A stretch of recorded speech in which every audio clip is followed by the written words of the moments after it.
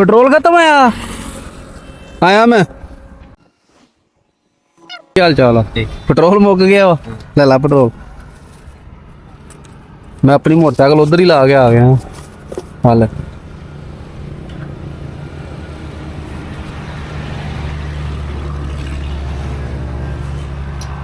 चाबी नहीं है यदि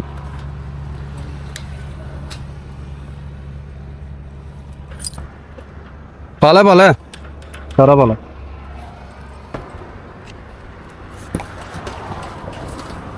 जाओ जाओ खैर ना कोई गल नहीं मां जी देख ला होंदी हुण स्टार्ट के नहीं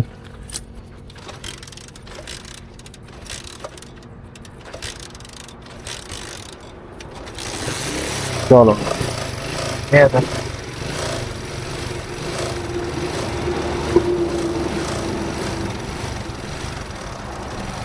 चलो जी अल्लाह